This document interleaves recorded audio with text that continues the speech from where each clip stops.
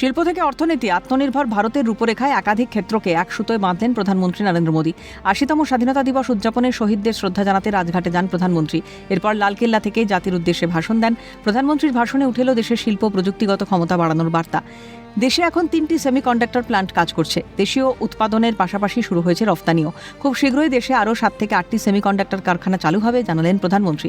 3 semiconductor plant शुरू हो चुके हैं और मुझे बताया गया है कि वहां जो प्रोडक्शन हो रहा है वो एक्सपोर्ट होना शुरू हो चुका है।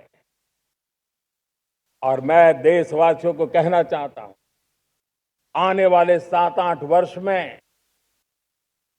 और 5, 7 या 8 सेमीकंडक्टर प्लांट बहुत ही जल्द शुरू होने वाले।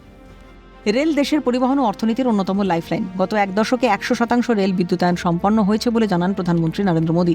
তার কথায় ১৯২৫ সালে ভারতে রেলের বিদ্যুতায়ন শুরু হওয়ার পর প্রায় ৯০ বছরে মাত্র ৩০% কাজ হয়েছিল, কিন্তু গত এক দশকে ভারত ১০০% রেলে বিদ্যুতায়ন সম্পন্ন করেছে। आपको जानकर के हैरानी होगी,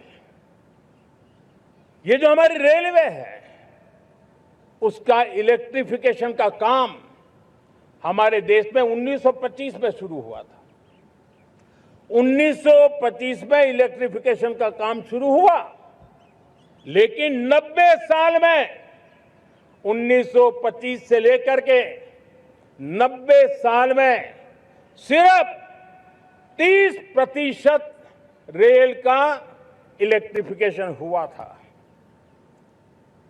यानी 90 साल में 30%।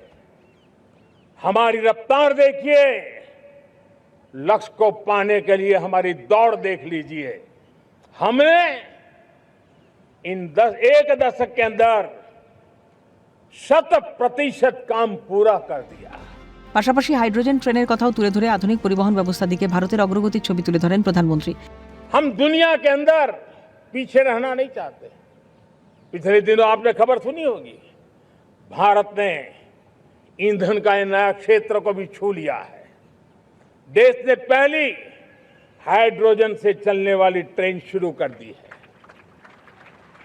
और मुझे खुशी है, ये सबसे लंबी ट्रेन है और सबसे ताकतवर ट्रेन है और दुनिया में हाइड्रोजन ट्रेन के क्षेत्र में भी भारत ने अपना झंडा गाड़ दिया है।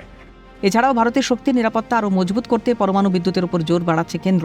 প্রধানমন্ত্রী বলেন, ২০৪৭ সালের মধ্যে ৫টি নতুন পরমাণু চুল্লি এবং ১০০ গিগাওয়াট পরমাণু শক্তি উৎপাদনের লক্ষ্যে এগিয়ে চলেছে ভারত। আমাদের নিজেদের ক্ষমতা বৃদ্ধি করতে হবে। एनर्जी सिक्योरिटी का एक बड़ा माध्यम है परमाणु ऊर्जा, न्यूक्लियर एनर्जी। हमने पार्लियामेंट में शांति एक्ट पास कर करके एक नए लक्ष्य तरफ जाने का रास्ता तय कर लिया है। 2047 तक हम 100 गीगावाट न्यूक्लियर पावर का लक्ष्य लेकर के चल रहे हैं। इसी एक दशक में हम 5 नए न्यूक्लियर रिएक्टर शुरू करने का लक्ष्य लेकर के चल रहे हैं। इस वर्ष भारत ने फास्ट ब्रीडर न्यूक्लियर टेक्नोलॉजी में महारत हासिल करके एक अहम पड़ाव पार किया है और उसके कारण परमाणु ईंधन में आत्मनिर्भर बनने की दिशा में हमें एक बहुत बड़ा सफलता का कदम हमने रखा है। সেমিকন্ডাক্টর থেকে পরমাণু শক্তি, প্রযুক্তি ও পরিকাঠামোর হাত ধরে দেশের শিল্প ও অর্থনীতির ভিত আরও মজবুত করার বার্তা প্রধানমন্ত্রী নরেন্দ্র মোদীর।